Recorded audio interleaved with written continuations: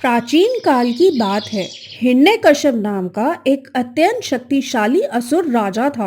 वह भगवान विष्णु का घोर विरोधी था और चाहता था कि तीनों लोक में केवल उसी की पूजा की जाए। हिरण्यकश्यप का पुत्र भक्त प्रहलाद थे। भगवान विष्णु के अनन्य भक्त थे। यह बात हिरण्यकश्यप को बहुत क्रोधित करती थी। उसने प्रहलाद को विष्णु भक्ति से हटाने के लिए कई प्रयास किए थे, लेकिन सभी असफल रहे। एक दिन हिरण्यकश्यप ने अपनी सभा में कहा, मेरा ही पुत्र मेरा आज्ञाकारी नहीं है। यह विष्णु के भजन गाता है और मेरी सत्ता को चुनौती देता है। यह किसी भी कीमत पर स्वीकार नहीं होगा। सभा के दैत्यों में से एक ने कहा, महाराज, प्रहलाद को किसी भी तरह से समझाना होगा या उसे दंड देना होगा। अगर यह विष्णु की भक्ति नहीं छोड़ेगा तो इसे मृत्यु का सामना करना पड़ेगा। हिरण्यकश्यप ने अपने सैनिकों को आदेश दिया कि प्रहलाद को मारने के लिए हर संभव प्रयास किया जाए।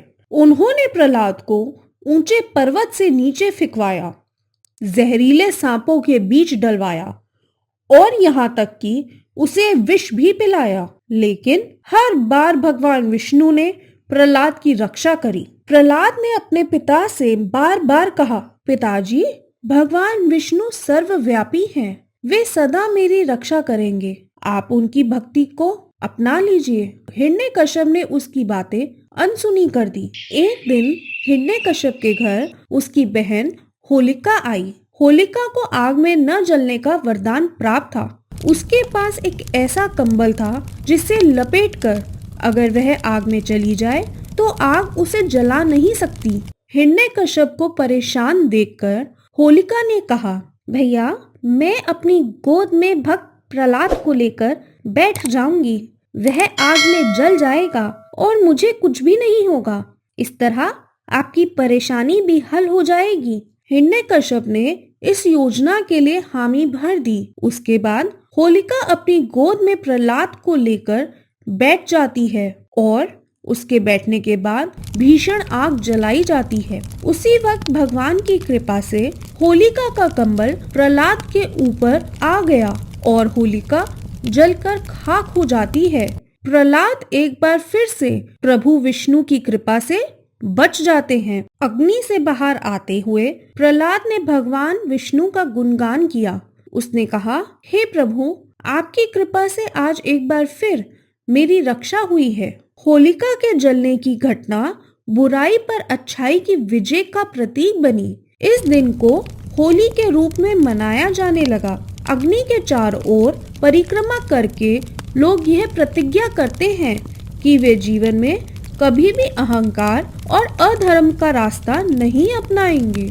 इस प्रकार होलिका दहन हमें यह सिखाती है कि सच्ची भक्ति और अच्छाई की हमेशा विजय होती है। दोस्तों, अगर आपको हमारा ये वीडियो पसंद आया हो तो हमारे चैनल को सब्सक्राइब करना ना भूलें। धन्यवाद।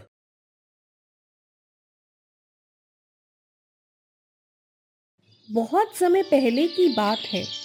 देवऋषि नारद अपने तप, ज्ञान और भक्ति के लिए तीनों लोकों में प्रसिद्ध थे। वे भगवान विष्णु के अनन्य भक्त थे और सदा उनके नाम का जप करते रहते थे। नारद जी का मन अत्यंत शांत और निर्मल था और वे संसार की मोह माया से परे माने जाते थे। एक दिन नारद जी ने कठोर तपस्या आरंभ करी। उनकी तपस्या इतनी प्रबल थी कि उसकी गर्मी से तीनों लोकों में हाहाकार मच गया। इंद्रदेव को यह बात सताने लगी कि कहीं नारद जी स्वर्ग का राज सिंहासन पाने के लिए तपस्या तो नहीं कर रहे। इंद्रदेव ने पहले अग्निदेव, वरुण देव और वायु देव को नारद जी की तपस्या को भंग करने के लिए भेजा। उन्होंने अपने अपने तरीके से नारद जी को विचलित करने का प्रयास किया। अग्निदेव ने प्रचंड गर्मी उत्पन्न की। वरुण देव ने तेज बारिश का सहारा लिया और वायु देव ने तीव्र आंधियां चलाई। परंतु नारद जी की तपस्या इतनी गहन थी कि उनका ध्यान विचलित नहीं हुआ। अंत में इंद्रदेव ने कामदेव को भेजने का निश्चय किया। हे कामदेव, नारद जी बहुत कठिन तप कर रहे हैं और हमें डर है कि उनके इस कठिन तप से कहीं वे हमारा सिंहासन न छीन ले। मैंने अग्निदेव, वरुण देव और वायु देव को भी भेजा था ताकि वे उनके तप को भंग कर सके, परंतु ये सब उनके तप को भंग करने में असमर्थ रहे। हे कामदेव, तुमसे जीतना असंभव है, इसीलिए मैं चाहता हूँ कि तुम जाओ और नारद जी के इस तप को भंग कर दो। कामदेव ने अपनी मोहिनी शक्तियों के साथ नारद जी के पास पहुँचे। उन्होंने अपना बाण उठा के चलाया। उस बाण के चलते ही वहाँ एक अप्सरा प्रकट हो गई। उन्होंने अपनी दिव्य सुंदर अप्सरा को नृत्य करने भेजा, बसंत ऋतु का प्रभाव उत्पन्न किया और अपनी सभी शक्ति का उपयोग किया, परंतु नारद जी की तपस्या इतनी प्रबल थी कि उन पर कोई असर नहीं हुआ। हार कर कामदेव ने कहा, नारद जी, मैं आपकी तपस्या को भंग करने में असमर्थ हूँ। आप वास्तव में महान तपस्वी हैं। यह कहकर कामदेव लौट गए। नारद जी को अपनी सिद्धि पर गर्व हो गया। उन्होंने सोचा, मैंने कामदेव जैसे शक्तिशाली देवता को पराजित कर दिया। यह मेरी भक्ति और तप का प्रमाण है।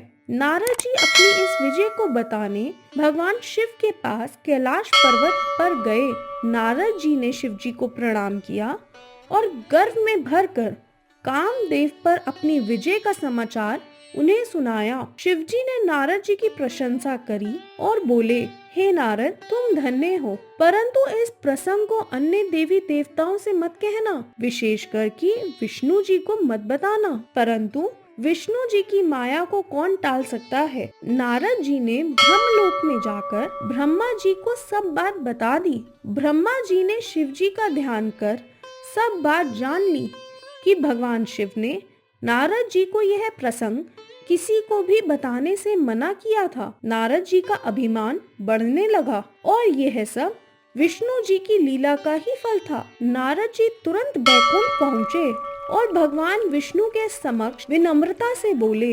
नारायण नारायण, मेरी तपस्या इतनी प्रबल थी कि स्वयं कामदेव भी मुझे विचलित नहीं कर सके। यह मेरी भक्ति और तपस्या की शक्ति है।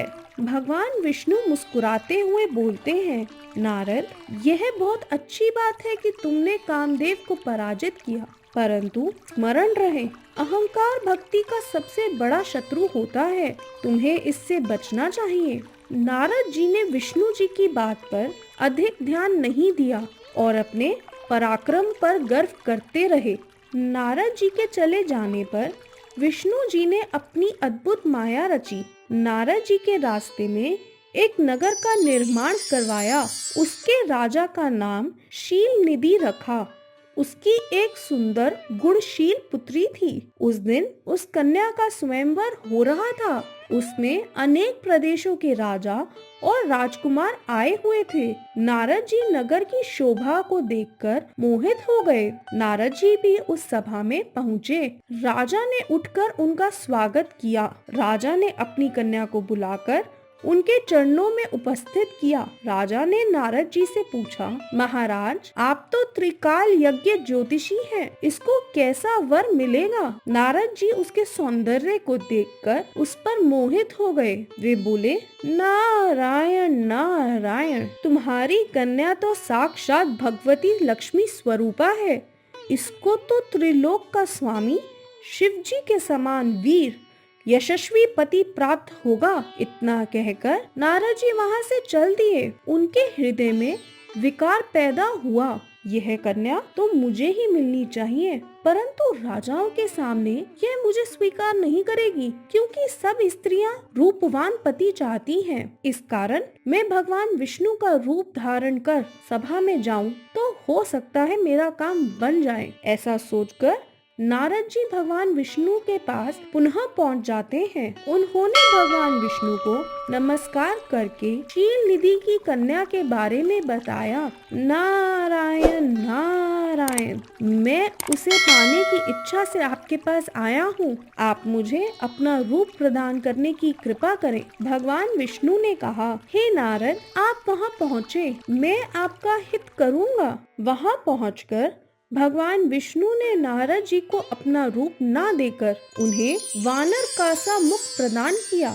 हरि वानर को भी कहते हैं। इस तरह भगवान ने भक्त का हित भी किया और वे झूठे भी नहीं बने। वहाँ नारद जी राजाओं की सभा में बैठकर प्रसन्न होने लगे। वे अपने आप को इंद्र के समान शोभा वाला समझकर ऐंठ कर बैठ गए। वहीं पर 2 रुद्रगण भी ब्राह्मण के वेश में उपस्थित थे। वे नारद जी की रक्षा करने के लिए उपस्थित थे। नारद जी के वानर रूप को केवल कन्या ने ही देखा था। इस वेश को रुद्रगण भी जान गए थे। वे उनकी हंसी उड़ाने लगे। जब कन्या स्वर्ण की जयमाला लेकर स्वयंवर में उपस्थित हुई तो नारद जी को देखकर क्रोधित हो गई। उसने नारद जी की तरफ मुंह उठाकर भी नहीं देखा। वहाँ राजा के वेश में विष्णु जी भी उपस्थित थे, जो कन्या से विवाह करके ले गए। रुद्रगण ने नारद जी से कहा, आप दर्पण में जाकर अपना चेहरा देखो, जो वानर का सा बना हुआ है। जब नारद जी ने अपना मुख दर्पण में देखा तो क्रोध में भरकर उन्होंने रुद्रगणों को श्राप दे डाला। तुमने मेरी हंसी उड़ाई है, अतः तुम दोनों राक्षस बन जाओ। रुद्रगण चुपचाप श्राप को ग्रहण करके शिवलोक चले गए। नारद जी विष्णु जी की माया को ना समझ पाए। विष्णु जी के पास गए और क्रोध में भरकर बोले, तुम दुष्ट हो, कपटी हो और मलिन मन वाले हो। तुम दूसरों को सुखी होता नहीं देख सकते। तुम पूरे मायावी हो। तभी तुमने मोहिनी रूप रखकर दैत्यों को अमृत पिलाया और कलश छीन लिया था। तुमने मुझे स्त्री कलेश से दुखी किया है। स्वयं कपट पूर्वक राजा का रूप धारण कर लिया, अतः तुम मनुष्य के रूप में राजा बन स्त्री कलेश से दुखित रहोगे। तुमने मेरा वानर का सा मुख किया था ना, अतः वानर ही तुम्हारी सहायता करेंगे। विष्णु भगवान ने शिव जी की कृपा से यह श्राप स्वीकार कर लिया। जब विष्णु जी की माया का पर्दा हटा तो विष्णु जी के साथ जो कन्या थी वह अदृश्य हो गई। नारद जी और विष्णु जी अपने असली रूप में परिणत हो गए। अब नारद जी को ज्ञान हुआ तो वे पश्चाताप करने लगे और भगवान विष्णु के चरणों में गिरकर क्षमा मांगने लगे। भगवान विष्णु ने नारद जी को उठाकर प्रेम पूर्वक हृदय से लगा लिया और बोले, हे नारद, तुम चिंता न करो। तुम्हें अभिमान ने घेर लिया था। तुमने शिव जी की आज्ञा का पालन नहीं किया था। यह सब शिव जी की इच्छा का फल है। अब तुम शिव जी के 100 नामों का प्रेम सहित जाप करो। इससे तुम्हारे सभी पाप समाप्त हो जाएंगे। समय आने पर भगवान विष्णु ने श्री राम के रूप में अवतार लिया और सीता माता के वियोग का कष्ट सहा। नारद जी का श्राप इस प्रकार सत्य हुआ और उन्होंने सदा के लिए यह सीख लिया कि भक्ति में अहंकार का कोई स्थान नहीं होता।